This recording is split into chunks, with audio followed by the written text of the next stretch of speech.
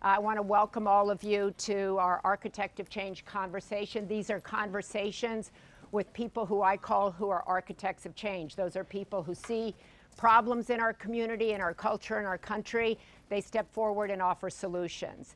And this woman, Anne Marie Slaughter, I know all of you have read a little bit about her, so I'm not going to spend a lot of time going through her resume, but I do want to talk about the book she's just written, which is causing so much conversation all across the country, and how it impacts our lives here in Los Angeles, whether we're stay-at-home moms, whether we're part-time workers, whether we're event coordinators, whether we're full-time, whether we're taking care of parents, children, whatever.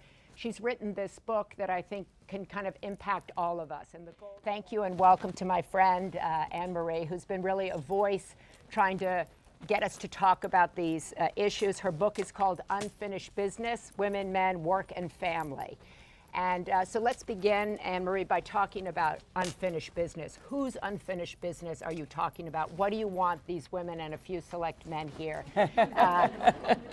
Because that's also really part of her goal is to get men and women in this discussion together. So unfinished business, what does that mean? So unfinished business is the unfinished business of the women's movement, but I prefer to think of it as the unfinished business of getting us to real full equality between men and women. So it's all of us, and it is definitely men as much as it is women, because part of my argument is we've kind of made a halfway revolution where we've liberated women to do all sorts of fabulous stuff, but men are still stuck in their traditional roles, and that doesn't really quite work. So if we're gonna do this, it's all of us, and the other thing to say is we gotta move this conversation beyond wealthy white women, and I am a wealthy white woman, but it's got to be all women, right? It's got to be not, there are too few women at the top, and we all know about that, but there are also far too many women at the bottom. And that is because they are trying to be breadwinners and caregivers. They're not getting the support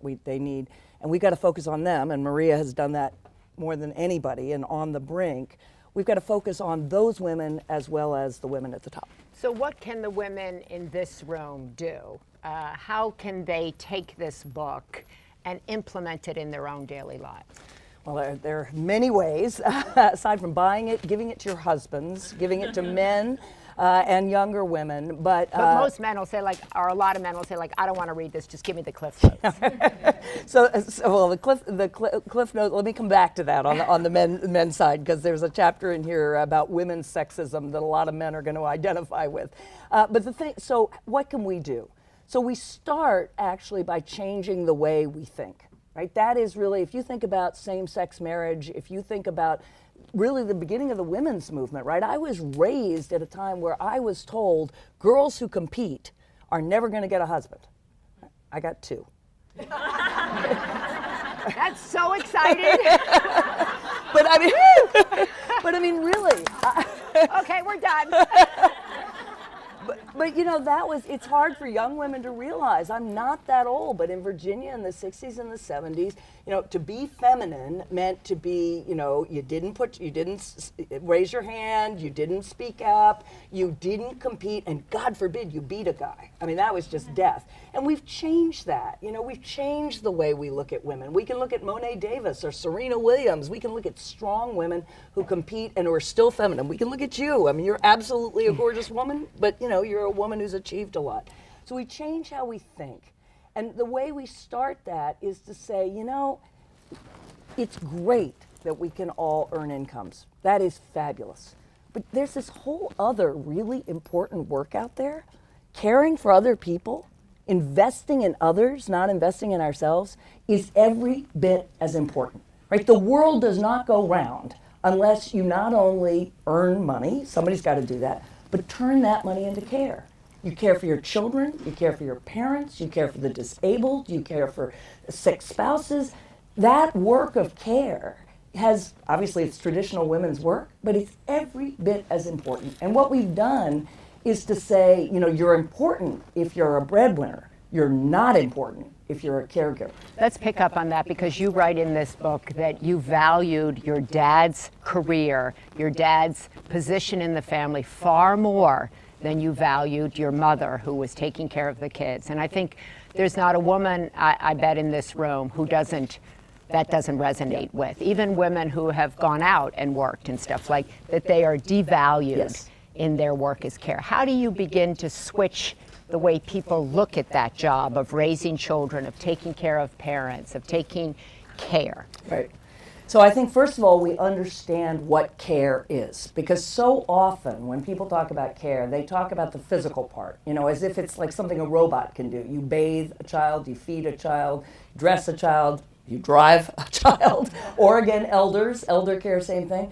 But that's just the physical part of what you're really doing. What you're really doing is investing in another person and allowing them to flourish. And it's hard work, and it's work that actually lets you grow, because what you're doing is you're giving that person enough support and guidance to help them do something, but you're also pulling back, right? You're letting them make their own mistakes. Good parenting, everybody knows, the hardest part of it is pulling back and letting them do what they need to do, and they're not going to do it right? Or they're not going to do it the way you do it. But you've got to let them grow. And that's actually what I do as a manager and a mentor. Those skills are completely transferable to the workplace.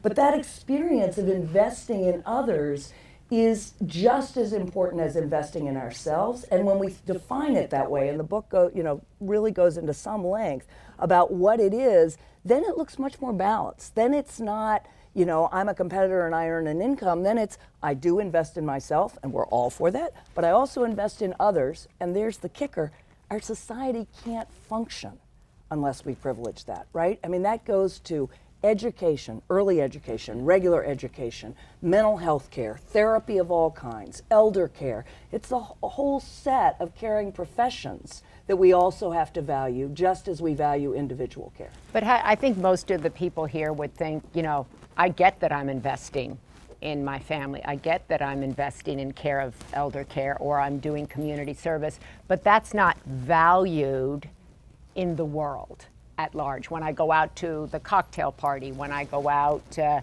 the school, that's, I can think it's valuable, but I don't get value back from society for what I'm doing. So how do we change that conversation? Like, I think, oh, it's great, I'm raising my kids, I'm doing this, I'm going to the games as all these other people are. But the world goes, like, why aren't you working more? Right. Which is what I get all the time. All the time. Right? So why don't you do more? Right. Why don't you do more? I said, well, I'm trying to invest with my kids. Why don't you do more? Yes. So I think that that's something that a lot of people... It's hard. And so again, we're talking about changing minds and changing attitudes. And many of our reactions is exactly as you say. If you tell people at a cocktail party that you are at home with your kids, somebody looks over your shoulder and tries to find someone else to talk to, right? We've all been there. And part of the reason I wrote this book was that after I left the State Department, I went back to a tenured position at Princeton. But when I told people that I had left because of my kids, I could see them looking at me and thinking, well, she must not be really a player.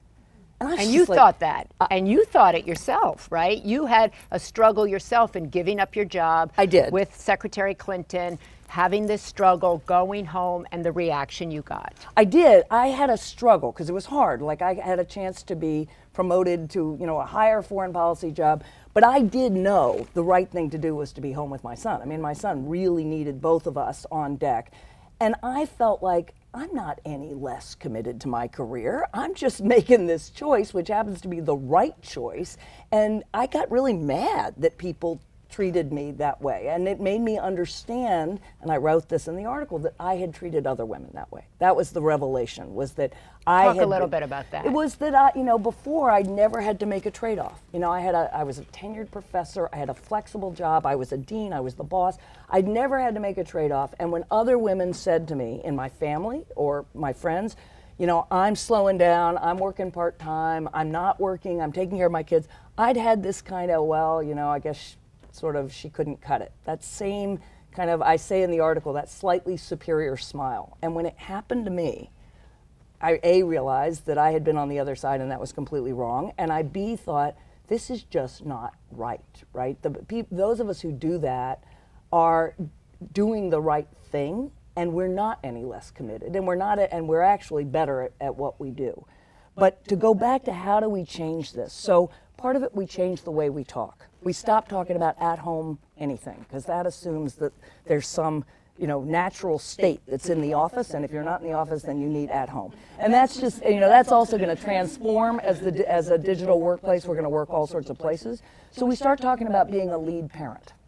And I talk about being a lead parent because that implies there is parenting and there is working, and they are both really important, and somebody's got to be the breadwinner. And I mean, sometimes you can both do both, but often you have to make that trade-off. So I talk about it in being a lead parent, and my husband just wrote an article about what it was like as a man being a lead parent. And I think for guys, if we want guys in these roles, and we have to, they're much happier being a lead anything. So giving them a title. Giving them a title, talking about, I'm the lead parent, because parenting is an intensive job, and I'm the lead parent. I may also be bringing in income, I may not, but I'm the lead parent. Then we really do talk about what we now know, that for the first 5 years of a child's life, you are shaping that child's brain. You are not just teaching it something, you are giving that child the ability to learn for the rest of his or her life. And I don't really know that there is more important work. I call that a national security issue.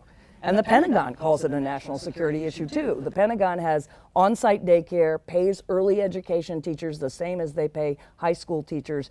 The neuroscience is there. So, you start owning that. Like, I'm there giving my child an incredible foundation for the rest of my life. Then you start talking about working fathers. Right? We start insisting that care is everybody's job, because basically all of us are complicit in the idea that we think we can both work, but we really think we're the primary responsible people for raising our children. We don't really think that our husbands are equally responsible for care. Right? And this is a part, that's where I said the guys, there's this one chapter in the book about our sexism, where my husband said, I'm happy to be lead parent, but I'm doing it my way. I am not doing it your way, and your way may differ from mine, but who are you to say that it's better? Well, the answer is I was raised by my mother, so I did basically assume I knew what was better. You have a great section in the book where you say, imagine that you go into a workplace and your boss, who might be a man, says, I know how to do this, this, this, and this, and you don't really know as much as I do, and so therefore you'll do everything the way I do it. And that we do that to our husbands. And there are obviously people who, are lead parents by necessity. They don't have a partner. We talk a lot in the Shriver report about, the 44 million women who are single moms, right? Yes. And there's a lot of people who feel like that. So I think that it's by allowing someone else to be a lead parent, by valuing the people that are helping you in your village, the quote, people who are doing the care with you, right? That's what you talk a lot about as well. But changing language, changing emphasis, is that part of what you think will change it for women? But then I also think we've got to just say, this is not a women's issue. Making room for care is not a women's issue. It is a work issue. It is a middle class issue. It is an issue of a workplace that is still stuck in Leave It to Beaverland, right? Where June Cleaver is supposedly home when all these things happen. And in fact, as we know, 63% of American women are in the workforce, over 70% of mothers are in the workforce, 40% of women are the primary breadwinners, and a large number of those are single moms. So a workplace that assumes somebody's home when all those things happen to your parent, to your spouse, to your child, that is a workforce that is stuck in the middle of the 20th century. And that's the way we tackle it. We say this is a work problem. And it's a problem for all caregivers. 50% of men say it is somewhat or very difficult to balance work and family. 56% of women. That's not a huge difference. So this is something, again, where you can talk to the men in your workplace and say, how do we work better? How do we work in the 21st century? How do we work in a world where you have to make room for care as well, and you make it a work issue?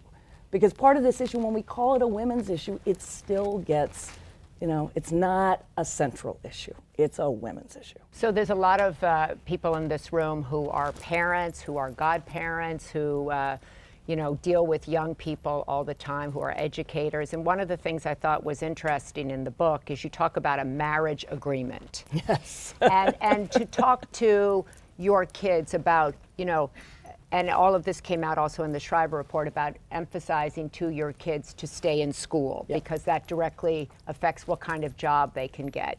Talking to your daughters and to your sons about what does a relationship look like? What does a division of labor in that relationship, if you have a college-age kid or some daughter's like, I'm going to get married, oh, I'm going to like stay home, or you talk about what are the questions we should be talking to our kids about so that they can have conversations with their prospective mates. Exactly. So which would change, what are the 2 or 3 most important things that people in this room should talk to young people who might be in college or high school about when it comes to relationships? So I think here what's really important is we change the way we talk to boys. I have 2 sons who are 16 and 18, and I looked at them while I was writing this book, and I realized, wow, if I had daughters, I'd be raising them completely differently than my mother was raised, without question. But I'm still raising sons more or less the way my father was raised, which is, of course, we expect you to have a career and provide for your family. And I'm not talking to my sons about how they fit work and family together. I'm not talking to my sons about how they're going to support their wife with care as well as with cash. And I really realized I'm once again reinforcing this idea that this is a women's issue. And so, actually I think we've gone too far in the other direction in my family. I think my sons basically think I'm going to marry a woman who earns a really good living. That's their life strategy. And I'm like, no, you've got to support yourself too. But, I now talk to all the young men in my office, or when I was still a professor, I'd talk to my students and I'd say, if you're thinking about having a family, how are you going to do it? And one thing that helps us here are same-sex couples, because same-sex couples, there's no default. You put 2 men and 2 women, and they've got to figure out who's going to be more of the breadwinner and who's going to be more of the caregiver, and they've got to decide it in terms of who's earning the bigger salary, who's got the more flexible career, who's got the better boss, all these issues that are the right way to do it. So I think we've really got to talk to our boys. Again, you have to assume this is all of our issue. You raise our sons differently, and you talk to guys in the workplace differently. You also call them working fathers, not just working mothers. We always say working mothers, we don't talk about working fathers. So I'm going to ask you 3 rapid fire things. Lightning round. Inform. How do you want to inform these women? What's the single biggest headline they can take away from today? That the making room for care is not a women's problem. It is a couple problem, it's a work problem, and we didn't get to it, but it's also a huge national problem. The last part of this book says we have to do all of this politically too. Inspire them. What do you want to inspire them to do? I want you to think that your work as caregivers is every bit as important as the money you earn. That one is not necessarily better than the other, but you have invested in others and empowered them to live up to what Hillary Clinton always says. She wants a world in which I want every human being to be able to live up to his or her full potential. And you as caregivers have done that, and you should feel just as proud of that as you do about the work you do for money. What do you want to ignite them to do? Read the book, buy the book, give the book to everybody. But no, quite seriously, I want to change the conversation. I wrote this book because when I wrote that article, 3 million people read it, and I thought, we have got to change this conversation in 3 ways. One, it's got to be about all women. Too few women at the top, too many women at the bottom, and that's just as important. 2, it's about care, and it's about making room for care in all of our society.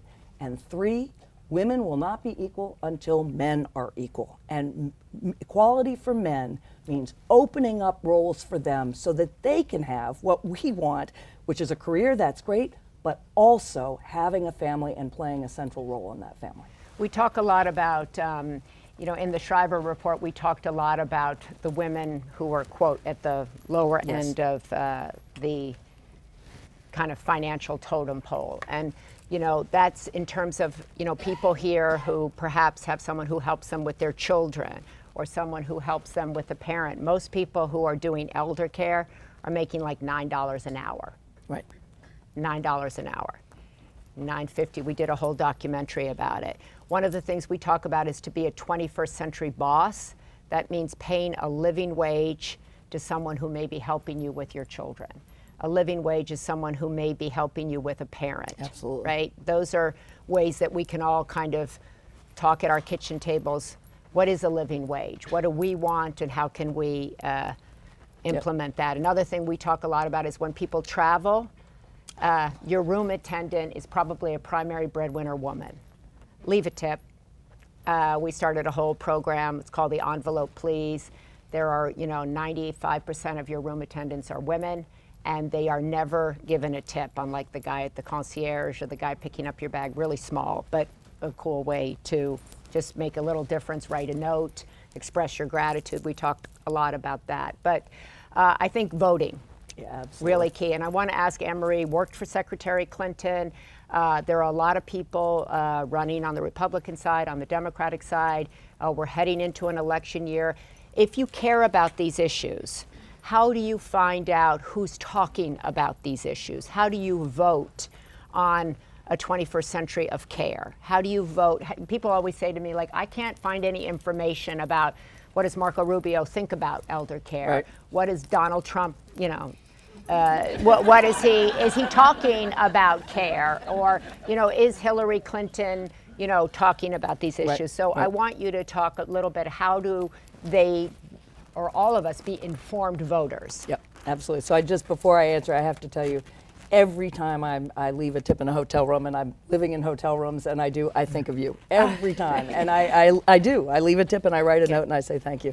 So, this is actually a big issue in this election. So Hillary Clinton has made these policies, paid leave, maternity and paternity leave, access to quality child care and elder care. They're one of her 4 fights.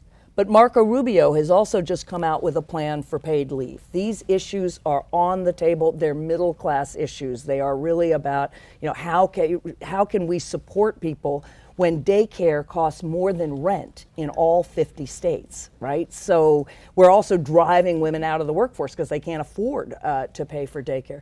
So these are issues, and the way to find them is there are a growing number of groups. There's Moms Rising, which is a terrific action committee that looks at all of these. There's Make It Work, which is another really great organization.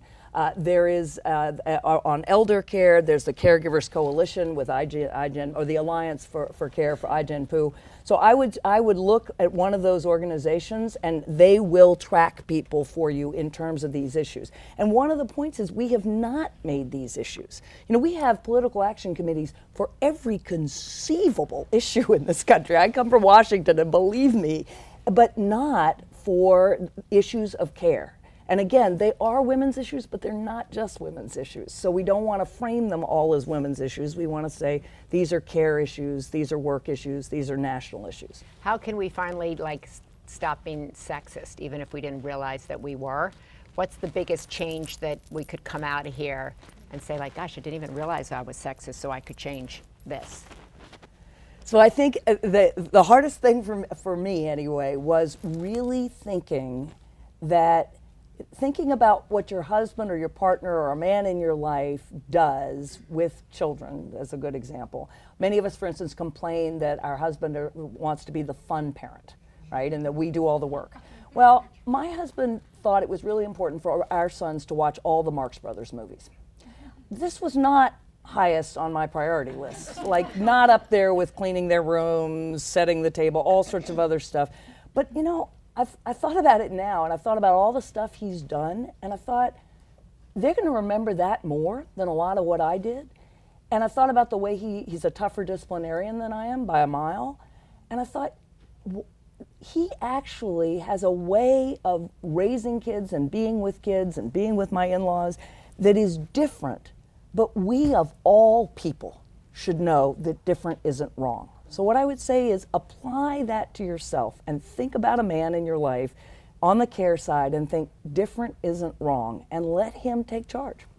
What about that? So many people struggle with this work-life balance and the tug of, if I'm working, my kid is going to be more bonded to a caregiver, to some guy or girl who's helping me, or when you say your husband is the lead parent and your kids are, like I saw in the book, you're like, he's the one on the emergency list, he's the one that they call. Does that ever bother you? Yes, drives me crazy. when we travel now, the kids, my sons text him, and then I text them back going, "What's the matter with me? I'm right here. Wait a minute, my phone's open." So yes, and I talk about, look, I had to accept I can't be the person I am and have the work I do and be, the first person they turn to. That's part of what he gets, is he's the lead parent. He has this deep relationship. I have a great relationship with him too, but they turn to him. So yes, there's that. But here's the other thing, and maybe the last thing I will say, because we haven't talked about it. There is actually room enough in our lives for both these things, right? If we were not so fixated on this sort of up or out idea that, you gotta make it by 30, by 45, by 55, we as women, my kids will be out of the house, I'll be 60. I hope I'll have 15 good years. Janet Yellen is 67. If Hillary wins, she'll be 70. That's what I call phase 3, right? And I know lots of really talented women who have run houses and have raised kids and know how to lead and know how to manage. That's a huge talent pool. And so for women and men, part of this also is you don't have to have it all at the same time. You don't have to make yourself do all this. We do have to change the way our workplaces think about talent. But again, it's a work issue. There's a talent pool. Why shouldn't we think about our careers? Phase 3, I'm going hard again. Right now, my kids are young, or my parents are old, or my spouse needs me, or I have a disabled child, whatever it is. Right now, I'm going to invest more in others, and later I'm going to come back and invest in myself. So I want to open it up to questions, but kind of to summarize, I think that there's a lot we can do with our language. Absolutely. With understanding that when we're taking care of children or parents, that's actually a skill set that a workplace can use. So don't leave it off your resume. Don't think you're doing nothing. When I was First Lady, people used to come up to me all the time and say, "Hi, I'm just a mother," but I'm like, get rid of the just. Yeah. Get rid of that. See that as a skill, as you were saying, that can be transferred to working on special events, planning conferences, doing, because every woman I know is like a CEO who manages, all kinds of competing interests and personalities and sort of. So look at that as something that, a workplace would be lucky to get. To also ourselves, talk about the men who are in our lives and give them some, quote, credit, but also kind of give credit to, don't look past other women, because we do that ourselves to other women who are at home. As you said, you used to have this kind of air of superiority, and we all feel like if we make that decision to drop down or drop out or take care, that people don't value that. So we can begin, as I always say, by the change starts within. Yes. Each and every one of us have something that we can focus on, that mother this afternoon at a game, or this weekend, talk to that person who might be taking care of a parent. This care revolution that you talk about, 70 million people in this country alone are doing unpaid care. Yeah. Unpaid care of parents, mothers-in-law, fathers-in-law, and it's grueling work. In Alzheimer's, we see it all day, every day, right? Young people, men, we are changing as a society, right? And I loved that the Pope said, we need to begin to develop a culture of care. I heard, a culture of care, and that whether it's in this environment, whether it's in our home. I love the way he talked about thinking about our language. Yes. How do we talk to each other? How do we talk at this table? How do we value care when it's not paid? We live in a society where everything comes by money.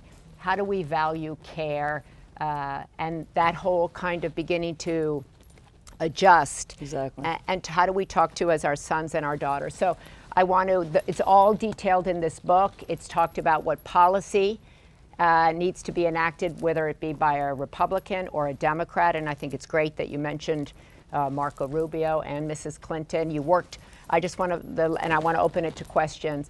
There's a lot about Mrs. Clinton, that she's untrustworthy, that she changes her position, she's not likable. You worked with her, day in, day out. Is that a fair assessment of her? No. And I have to say, I was not a supporter of hers for a long time, and then I met her. The first time I met her was in December of 2008 when she interviewed me for my job, and she offered me the job 2 weeks later, and I started work 2 weeks after that. And I showed up in, Hillary Land in the State Department, and I did not know her. And over 2 years, my respect for her just steadily grew. She's incredibly smart. She's incredibly committed. She is not a perfect human being. I don't know any. She was a great boss. She cares deeply about your family and hers. And when I left, she gave a party for me, and my entire family showed up, and she spent time with each one of them. She wrote a letter. I have a disabled niece, and she wrote a letter to my niece so my niece could show it, at her school. I think she'll be a fabulous president. I run a nonpartisan organization. That was not a partisan statement, but just personally, having seen her, I really think she's going to do a lot of what we need to have done. But also good to remember that Marco Rubio Absolutely. is also working a lot on these issues, so these things are Yes. bipartisan. No, as I said, my organization So, works yeah. on both sides. Yes, and, right. But the most important thing I think also is that what we want to do is encourage people to vote, encourage kids who go off to college to register. A lot of people in here have kids who are seniors. I see them around my table. None of them have registered to vote. They're all 18. But to keep encouraging that as a public service. So I want to thank Anne Marie you. for all the work she's done. She's going to sign books over there. Thank you all for coming.